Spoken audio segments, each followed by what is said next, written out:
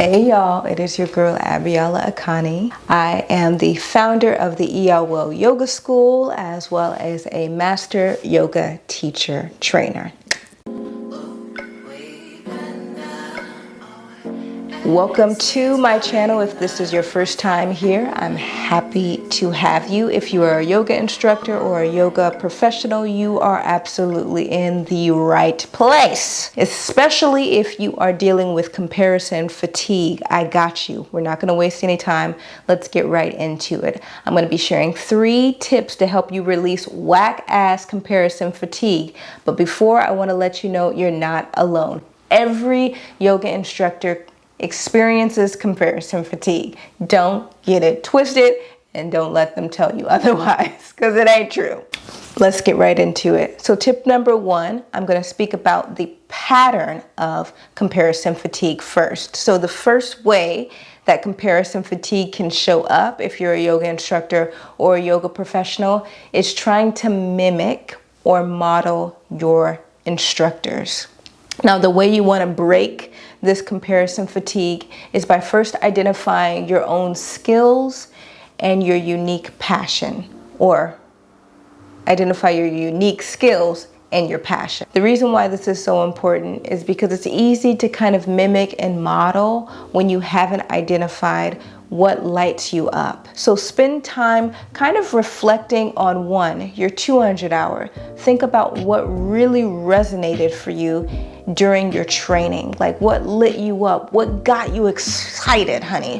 What drove you to your mat at the end of the day, okay? And then think about what lights you up now that the training is over. When you're at home, when you're on your mat, when you're practicing, what's really speaking to you? What's really setting you on fire? Those are the things you want to spend more time focusing on. And then create your signature offer or your signature programs or series or workshops from these skills and from this passion. The more that you do this, the more you will laser focus on your unique skills and the less you will compare to other instructors, because you'll see that y'all are in 2 different lanes. You're doing 2 completely different things and there won't be the need to compare. Your instructors will then become a source of inspiration and guidance as opposed to defaulting to copying or comparing yourself to them. You feel me? Okay. Number 2, which is the second pattern that comparison. Oh shit. Dangnabbit. I dropped my phone, y'all. She okay. I didn't break her. The second way that comparison fatigue can show up, and we all been here, child, is through competition.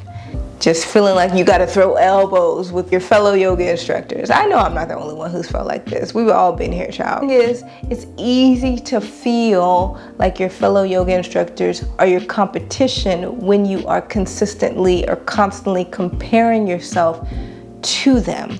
So the best way to release this form of comparison fatigue is to find a competition-free community where you can be edified, where you can be affirmed, where you can be sharpened. Now, what's really interesting is that when you think about the yoga community for students, it's really easy to find this, or there's more so an emphasis on creating competition-free communities for students. But for instructors, child, I'm just gonna tell you, it's few and far between. I don't know why we've forgotten about us. This is actually why I created the ENROLLING, which is my yoga school for yoga instructors to teach confidently and authentically through non-performative yoga. So if you're looking for a competition-free community, definitely start with us. I got you. In addition, you can look into finding competition-free communities in person in your area or virtually. This is going to not only expedite your journey as a yoga instructor, it's going to help your growth tremendously. Think about your closest friends or families or loved ones or partner, the person around you or the people around you who are affirming and validating you, and how that source of support energizes you in so many ways.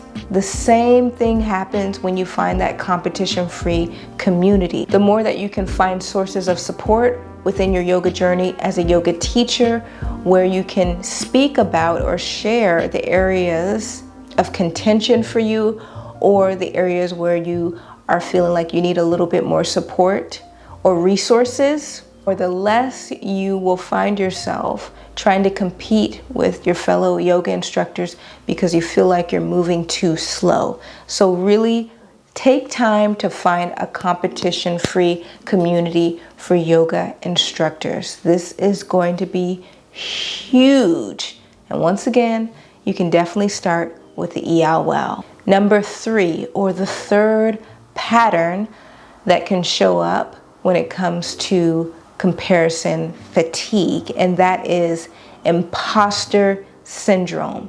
This is huge because I hear so many students within my non-performative yoga teacher training after they graduate or even before who are feeling this way about becoming instructors or being instructors. And imposter syndrome shows up when you have this sensation or this feeling that you need to know more than you actually do.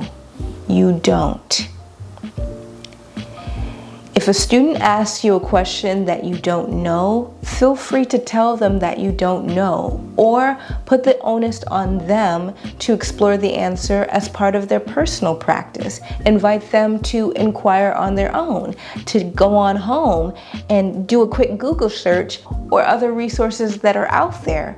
You don't have to know everything, so feel comfortable and settled in that, and that will help break off this imposter syndrome that can cripple you as a yoga instructor.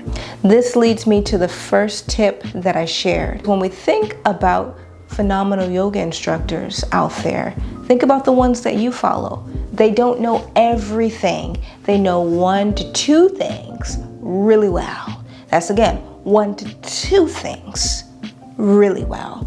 That means that you don't need to know everything, okay? Once you can identify your unique skill set and passions, you can start to refine your expertise in those areas to start to build out your unique niche, your unique lane, your unique offerings. And let those things be enough, because they are. For example, my focus is in sequencing. I'm a dog with a bone when it comes to sequencing. It's my piece de resistance. I am phenomenally skilled at helping instructors create intuitive, intelligent, and safer sequences through non-performative yoga. And that's really what I focus on in my training, in my other programs that I do outside of the YouTube. So that really allows me to break through the noise of imposter syndrome, of trying to compare myself or to compete with other instructors, or feeling like I need to know everything, because the students that come to me, they come to me for sequencing instruction. They come to me because they know I'm the GOAT when it comes to sequencing. And that allows me to really continue to focus on my craft in that arena.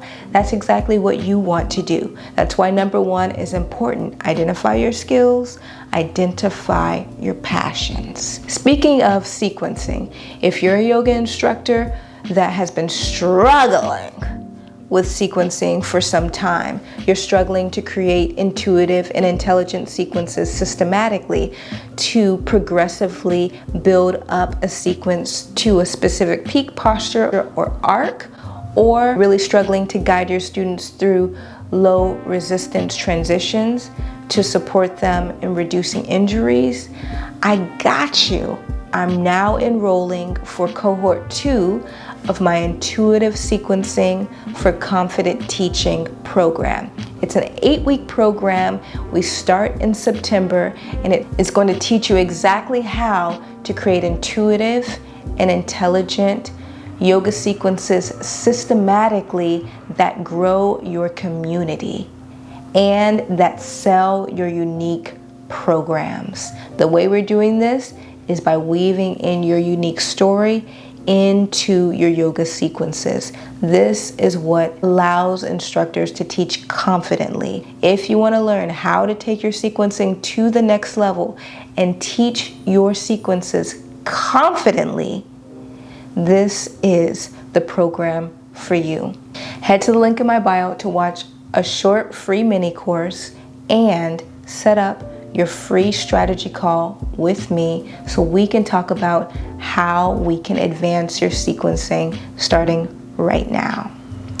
If this video resonated for you, go ahead and let me know in the comments below which of those 3 patterns or those 3 tips are really showing up for you right now in your yoga teaching.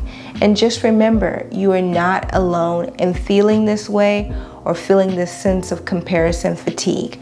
We've all felt it. The thing is to not let yourself get stuck here and to instead transmute this so that you can use comparison as a way to affirm you that you're on the right track, as opposed to disaffirming you. We want any type of comparison to empower us, not disempower us as yoga teachers. You're doing a phenomenal job. Trust yourself and remember to stay inspired. Continue to follow your girl on the gram at Yoga by Biala. Make sure to follow my yoga school at iya.well. Continue to be well, and I'll see you real soon.